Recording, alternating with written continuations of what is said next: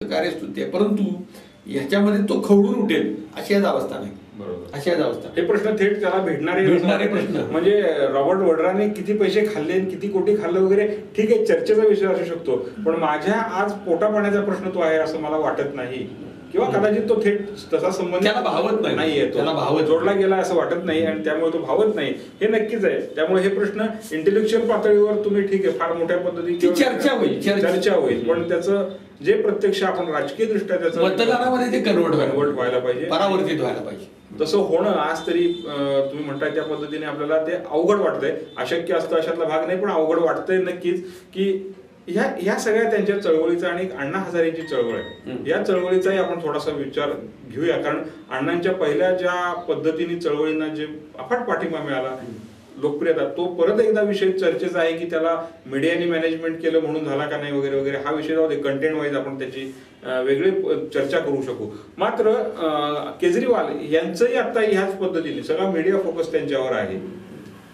नाही म्हटलं तरी पॉलिटिशियन पण त्यांच्याकडे आज काय उद्या काय करतील हे ह्याच्याकडे लक्ष ठेवून आहे. हा सगळ्याचा विचार एक आंदोलनाच्या दृष्टीने तुम्हाला काय वाटतं? नाही, आंदोलन दिल्लीमधलं आंदोलन म्हणजे भारतातलं आंदोलन मी मानत नाही. मला जेवढं कळतं, कारण की मी जेव्हा माझा जन्म झाला तेव्हा मला महात्मा गांधीचं आंदोलन मी पाहिलेलं आहे, परंतु वडील जे काय सांगतात किंवा आपण जे काय वाचतो तेव्हा महात्माजींनी जर हाक दिली तर भारत पेटून उठत असे म्हणजे आंदोलनाच्या दृष्टीने लोक रस्त्यावर उतरत असतात. दिल्लीमध्ये जंतर मंतरवर होणारं आंदोलन मी कमी समजत नाही, कमी दर्जाचे समजत नाही, परंतु लोक रस्त्यावर येणं आणि लोकक्षोभ जेव्हा राज्यकर्त्यांना जाणवतं की आता लोकक्षोभ खूपच झालाय आणि आपली सत्ता असताना हालतंय, तेव्हाच राज्यकर्ते जागे होतात. आजच्या मीडियामध्ये चर्चा होणं, कारण की राज्यकर्त्यांनाही माहीत झाले की मीडियामध्ये खूप चर्चा झाली, वृत्तपत्रामध्ये खूप चर्चा झाली, म्हणजे आपली सत्ता असताना हलतं असं राज्यकर्त्यांना आज वाटत नाही. पूर्वी केडर बेस, कार्यकर्त्यांचा बेस होता. म्हणजे आजही यशवंतराव चव्हाण असतील, वसंतदादा असतील, इंदिरा गांधी असतील, आपले शरद पवार असतील, ही लोक त्या कार्यकर्त्याला नावानं ओळखतात. कारण की तो कार्यकर्ता त्याला वाटत असतं की मला साहेब नावानं ओळखतात.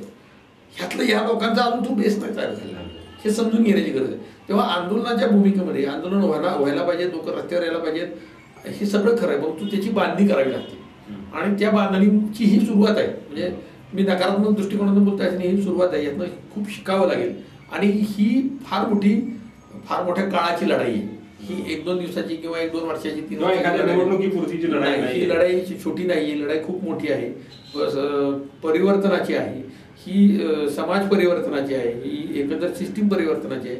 आणि ह्या सिस्टीम परिवर्तनामध्ये जो टिकेल ह्याच्यामध्ये शारीरिक तुमची कस लागतो, मानसिक कस लागतो, आर्थिक कस लागतो, विरोधकांना तुमच्यावर जे काय आरोप करतात त्याचा सगळ्याचा कस लागतो. ह्यामध्ये टिकताना जो टिकेल तोच टिकेल, शिकेल तोच टिकेल. तर ते शिकेल तो टिकेल हे जे काही वाक्य आहे ते खरं तर ते वेगळ्या पद्धतीने वापरले, परंतु या सगळ्या आंदोलनाच्या परिवर्तनामध्ये जो शिकेल तोच टिकेल. अरविंद केजरीवालांचं काम पुन्हा मी सांगते माहिती अधिकारामध्ये चांगलं काम आहे, परंतु अशा पद्धतीने ते संवंगतेकडे जाणार. म्हणजे उदाहरणार्थ ते सलमान खुर्शिदांच्यासाठी 4 दिवस करणार होते, दुसऱ्याचे विड्रॉ झालं, मग एकमेकाला ते छट्टू ठोकून जे काय चाललंय यातनं करमणूक होईल. कारण 2-3 वर्षांनी बाहेर येतो, पण निवडणूक निघून जातील, पुन्हा त्यावर रंगसभेती होईल. कारण की ह्याच्यामध्ये काम करणारी जी केडर बेस आहे, IAS असतील किंवा जे काही शासकीय अधिकारी असतात, त्यांना त्यातले किती जण खमकेपणाने उभे राहतील, खेमका जण आहे, हा एक मोठा मुद्दा आहे. त्याला त्याची बायका मुलं असतात, त्याची सर्व्हिस असते आणि पुन्हा आपल्या एकंदर जी काही समाज रचना आहे याच्यामध्ये आपण जी काही ब्युरोक्रेसी बनवलेली आहे ती खरं तर इंग्रजांनी बनवलेली आहे, ती आपण आहे तशी स्वीकारली, त्यात काही अपप्रवृत्ती शिरल्या आणि मग येणारा राज्यकर्ता पक्ष त्याच्याकडे बघूनच कार्यकर्ते नव्हे तर अधिकारी काम करत असतात. ही मानसिकता बदलायला उभं राहण्यासाठी असणारी ताकद याला खूप परिश्रम घ्यावे लागतील. म्हणून म्हणतो की ही छोटी लढाई नाही, फार मोठी लढाई आहे आणि या लढाईमध्ये जेवढी टिकतील तीच टिकतील. नाहीतर पण यातला एक सगळ्यात मोठा धोका असा की याच्यामध्ये समाजाचं नुकसान होण्याची शक्यता आहे. म्हणजे दरवेळी असा समाज जर हलकावे खायला लागला, आज एक झाले उद्या दुसरे झाले, तर ससे उरपटले आणि पिढ्याच्या पिढ्या गारद होतील. मला असं सातत्याने गेल्या 1-2-4 महिन्यामध्ये असं वाटायला लागलं की या देशावर इतकी अतिक्रमण झाली, इतक्या लोकांनी इतके पैसे लुटले तरी पण पैसे आणि माणसं तयार होतात जमिनीतून. खरं या देशाचं हे वेगळंच वैशिष्ट्य आहे, परंतु त्या वैशिष्ट्याच्या आविर्भावामध्ये म्हणजे त्या आनंदामध्ये राहण्यात उपयोग नाही. कारण की काल आमचा चर्चेमध्ये असा विषय झाला की या देशावर इथून पुढे, या जगावर इथून पुढे राज्य करणारे कोण आहेत? तर आपल्या शेजारचा चायना, चीन हा जगावर राज्य करण्याच्या मनस्थितीमध्ये आहे. आणि मग चीन राज्य करणार म्हणून आम्ही आज बहुतेक बघा तुम्ही मार्केटमध्ये बहुतेक चीनी फ्लड झालेलं आहे, चीनी मार्केट. तुम्ही आपण काही म्हणा, परंतु त्यांची कॉस्टिंगमध्ये आहे, तिथल्या समाज रचनेचा वेगळा चर्चा करावी लागेल. या सगळ्यामध्ये मुद्दा असा आहे की आम्ही कुठं थांबणार आहोत? आम्ही आमच्या इन्फ्रास्ट्रक्चर वापरणार आहोत का? आम्ही आमचं HRD वापरणार आहोत का आम्ही स्विस बँकेमध्ये पैसे भरणार आणि त्या स्विस बँकेतून पुन्हा वाया मालदीवाचे पैसे येऊन पुन्हा हे करणार? त्याच्यामुळे आम्ही कर पद्धती सुटसुटीत करणार का? कर पद्धती सुटसुटीत करून ती ट्रान्सपरंट करणार का? ती ट्रान्सपरंट करून समाजाच्या उपयोगी करणार का? आम्ही सामान्य माणसाला ताकद देणार का सामान्य माणसाचे पाय कापत राहणार? ह्याचा मूलभूत विचार कोणीतरी मांडला पाहिजे. तो मूलगामी विचार जोपर्यंत मांडला जात नाही तोपर्यंत सामान्य माणसाच्या हिताचं काय होईल असं वाटत नाही. कारण की शिक्षण म्हणजे अगदी खरं तर सरकारनं तिन्ही गोष्टीमध्ये लक्ष घातले: संरक्षण, आरोग्य आणि शिक्षण. या तिन्हीपासूनच आम्ही अंग काढून घ्यायला लागलो आणि ह्या तिन्हीपासून अंग काढून नको तिकडे आपण लक्ष घातलं, त्याच्यामुळे सगळे घोटाळे झालेले. अतिशय महत्त्वाचं तुम्ही सांगताय की शिक्षण, आरोग्य आणि संरक्षण यामध्ये लक्ष घातलं, हे अतिशय महत्त्वाचं आहे. आणि जोपर्यंत हे ॲडम स्मिथ हा जो अर्थशास्त्राचा जनक आहे त्यांनी हेच उदाहरण दिलं होतं की संरक्षण, न्यायव्यवस्था आणि शिक्षण यामध्ये जो देश लक्ष घालेल तर त्यात सगळ्यात चांगली मंडळी त्याच्यात तिथे निर्माण होतील असं त्यांनी ॲडम स्मिथने सांगितलं होतं. अर्थात हा सगळा चर्चेचा भाग झाला. एक शेवटच्या मुद्द्याकडे मी येतोय आणि मला असं हे पाहिजे की ठीक आहे, अरविंद केजरीवाल असेल, त्यांची चळवळ एका अर्थाने सकारात्मक दृष्टिकोन घेऊन आपण विचार केला की घोटाळे, भ्रष्टाचार नाहीसा व्हावा, एवढा एक मर्यादित उद्देश ठेवला तर ती यशस्वी व्हावी. कारण त्याला परत अपयश आली तर लोकांचा परत चांगल्या भ्रमनिरास होतो, तर ते होऊ नये एका अर्थाने. पण हे सगळं करत असताना केजरीवाल ज्या पद्धतीने जे दाखवत आहेत किंवा आज आपल्याला पक्षांवरचा, राजकारण्यांवरचा लोकांचा विश्वास पूर्णपणे उडत चाललेला आहे. कुठल्याही पक्षावरचा, राजकारण्यावरचा आज सर्वसामान्यांच्या मनामध्ये विश्वास नाही. सर्व पक्षांना केजरीवालच्या एका ह्या आपण ज्याला आपण म्हणू वादळ म्हणू, या वादळामुळे जे काही आत्मपरीक्षण करण्याची वेळ आली, काहीतरी करावं. कारण तुम्ही जे मुद्दे, अतिशय मूलभूत मुद्दे मांडले की तुम्ही शिक्षण, आरोग्य किंवा कर प्रणाली याच्या संदर्भात मांडला. राज्य कुणाचंही असो, कुणाचंही नसो, पण हे जर काही व्यवस्थित, देश व्यवस्थित चालवायचा असेल, पक्ष सोडून, पक्षाचा अभिनिवेश सोडून चालवायचा असेल तर या मूलभूत गोष्टींमध्ये आपण लक्ष घातलं पाहिजे. हे सर्वच राजकीय पक्षांच्या नेत्यांना वाटलं पाहिजे मूलतः. त्याकरता आत्मपरीक्षण करण्याची ही वेळ आहे असं तुम्हाला वाटतं का?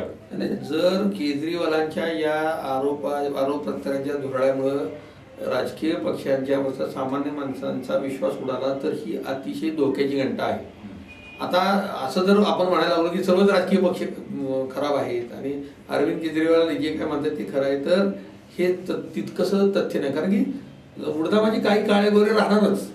म्हणजे सर्व राजकीय पक्षांचा अभ्यास करताना असं आपल्या लक्षात येईल की सर्व राजकीय पक्षामध्ये तळागाळातनं काम करणारे कार्यकर्ते आहेत, चांगले उत्तम नेते आहेत. त्यांनी त्यांचा जो सायलेंट ऑब्झर्व्हरचा जो आपला रोल आहे त्यातून बाहेर पडण्याची गरज आहे. कारण की आज राजकारण हा पोट भरण्याचा, गल्ला भरून धंदा होऊ पाहतोय, ही अतिशय धोकादायक परिस्थिती आहे. आपण अराजकतेकडे जाऊ लागलो का अशी अवस्था आहे. आज काय झालंय की थेट नेते आणि कार्यकर्ते ह्याच्यामधली जी काही गॅप आहे ती गॅप खूपच वाढायला लागलेली आहे. म्हणजे मगाशी मी जे काही प्रातिनिधिक उदाहरण दिलं तसं पूर्वी नेते आणि कार्यकर्ते यांचा एक प्रकारचा डायलॉग होता समोरासमोर. आज डायलॉगच्या मध्ये इथली मधली जी गॅप आहे ती दलालबाजी झाली किंवा ह्यांच्याकडे जायचं तर ह्यांच्या थ्रू जावं लागेल. कदाचित ज्यांच्या थ्रू जातोय तो चांगला असू शकतो पण सगळी चांगली असतील असं नाही. तेव्हा ही अतिशय धोकादायक पातळीवर आलेली स्टेज आहे आणि ह्याच्यामध्ये सर्व राजकीय पक्ष, कदाचित द्विपक्षीय, 3 पक्षीय किंवा 4 पक्षीय, बहुपक्षीय राजकारण आता फायदेशीर नाही, चिरफाळ्या होतील आणि ह्या चिरफाळ्याने देश पुढे जाणार नाही. कारण की आपण अजून असे अनेक मुद्दे आहेत, दहशतवाद्यांचे मुद्दे आहेत, या देशातली पाण्याचा मुद्दा आहे, विजेचा मुद्दा आहे. आम्ही ज्या विषयात काम करतो त्या विजेचा मुद्दा तर फारच मोठा महत्त्वाचा आहे. आपल्या सातारा जिल्ह्यातल्या नव्हे तर भारतातल्या दुष्काळी प्रांताचा मुद्दा आहे, सिंचनाचे मुद्दे, हे सगळे मुद्दे बाजूला पडले आणि सामान्य माणसाचा राजकारणापासूनचा मुद्दा जर राजकारणाचा मुद्दा उडला तर ते मतदानाला कोण जाणार आणि मतदानाला जर कोण गेले नाही तर मतदानाची पातळी घसरली तर हा गाडा 30% किंवा 40% लोकांच्या मतदानातल्या 20-21% लोकांनी म्हणजे त्याचा हिशोब केला तर 100%तले 20% नाही तर 100 लागे ते 12% लोकांनी केलेल्या मतदानावर जर राजकारणाचा गाडा किंवा देशाचा गाडा हाकला जाणार असेल तर ती फार भूषणास्पद गोष्ट नाही, ती धोकादायक पातळीवर झालेली आहे. आणि 1947 साली सर्व संस्थानं मर्ज करून जो एकसंघ देश, विविध धर्म जातपर्यंत यांना एकत्र बांधलेला देश पुन्हा वेगळ्या पातळीकडे जातो का, अजून सीमेच्या भागातले प्रश्न आहेत, त्याच्यावर वेगळ्या पद्धतीने मंथन होण्याची गरज आहे. देशांतर्गत सीमेचा प्रश्न आहे, बेळगावचा आणि महाराष्ट्राचा. बेळगाव आहे, उल्फाचा प्रश्न आहे, आसामचा प्रश्न आहे, तिकडे सीमावर्ती म्हणजे बंगालचा प्रश्न आहे. या सगळ्या प्रश्नावर वेगळ्या पद्धतीनं काम करणारी माणसं उपलब्ध आहेत. ती माणसं राजकारणाचा अभिनिवेश सोडून बाजूला घेऊन त्यांना बरोबर नेण्याची गरज आहे. कारण की आज कसं झालं की ज्यांना व्यवसाय करायचा ते करावं. कारण की पुन्हा या विषयात खरं तर खूपच बोलतं सांगते, 7-8 तास बोलता येण्यासारखे विषय आहेत. त्या सगळ्यांच्या मध्ये ही धोकादायक स्थिती आहे, एक घंटी वाजलेली आहे आणि या घंटीनं सर्वच लोकांनी वेळच्या वेळी बोलणं, प्रशासनावरची पकड ढिली झालेली आहे. जो प्रशासनावर काम करणारा आहे, चांगला माणूस आहे, त्याच्यावर आरोप करून त्याला बाजूला काढण्याची एक सिस्टीम तयार झालेली आहे. सगळं कुठं तरी थांबून सामान्य माणूस पुन्हा महात्मा गांधींचं या देशाला उदाहरण वारंवार महात्मा गांधी सारखं सांगून नव्हे तर त्यांनी जे काही बेसिक सांगितले किंवा त्या काळच्या लोकांनी सांगितले असेल, लाल बहादूर शास्त्री असतील, पंडित नेहरू असतील, त्यांच्या विचारमतांच्या बाबत काही वेगळे मत झाले, इव्हन इंदिरा गांधी असतील. म्हणजे आज इंदिरा गांधींचा कोणाला बरीच वर्ष उलटली, 1986 उलटले, त्यांनी सुद्धा काही गोष्टी सामान्य माणसांच्या घेतल्या. या सगळ्यांच्या बेसिक गोष्टीचा विचार करून ही मोठ एकत्र बांधणं आज खूप गरजेचं आहे. आणि त्या सर्व सिस्टीमवर विश्वास ठेवायचा असेल, लोकशाहीवरचा विश्वास आपल्याला दृढ करायचा असेल तर या सर्व पक्षांनी काही किमान समान मुद्दे, म्हणजे अगदी केवळ आघाडी किंवा युती करायचं असेल तरच किमान समान मुद्दे एकत्र घ्यायला पाहिजे असं नव्हे, तर सर्वच पक्षांनी काही किमान समान मुद्द्यावर तरी राजकीय अभिनिवेश बाजूला ठेवून एकत्र यायला पाहिजे, खरोखर काम करायला पाहिजे. कारण आपण जे घोटाळे, सिंचन घोटाळा असेल, 2G असेल, अनेक घोटाळे आपण दर महिन्यामध्ये कुठला तरी एक घोटाळा आहे असं आता सर्वसाधारण सगळ्यांनी वैचारिक घोटाळे पहिले काढले पाहिजेत. आणि जर हे वैचारिक घोटाळे आपण दूर केले नाहीत तर आपल्याला जो एक 2020 मध्ये महासत्ता बघायची, एकीकडे स्वप्न बघायची आणि दुसरीकडे दररोज पायाखाली कुठला तरी घोटाळा आपण घेऊन चालायचं, तर हे विषय आपल्याला संपवले पाहिजेत. केजरीवाल यांच्या मुद्द्याने ही आपण जी चर्चा केली, केजरीवालांच्या एका म्हणजे त्यांचं तथ्य आणि त्याचं परत सत्य शोधन हा भाग वेगळा आहे, पण किमान त्यामुळे तरी सर्व पक्षांनी आता एकत्र यावं. तेही स्वतः एका पक्षाची स्थापना करतात, तेव्हा त्यांनी सुद्धा याच्यामध्ये एकत्र येऊन एक असं आवाहन केलं पाहिजे की आपण सर्वसामान्यांकरता काम करतोय, तर किमान या सर्व गोष्टी किमान समान मुद्द्यांवर एकत्र येऊन आपण करूया, तरच मला वाटतं उद्याचा चांगला भारत आपल्याला बघायला मिळेल, समृद्ध भारत बघायला मिळेल. धनंजय देवी सर, प्राध्यापक डॉक्टर धनंजय देवी सर इथे आले आपल्या स्टुडिओमध्ये आणि त्यांनी या विषयावर त्यांची जी मतं होती ती आपल्याला विशद केली. तेव्हा आपण सातारा मीडिया सर्व्हिसेसच्या जनमत तर्फे सरांचा आभार मानूया. सर धन्यवाद.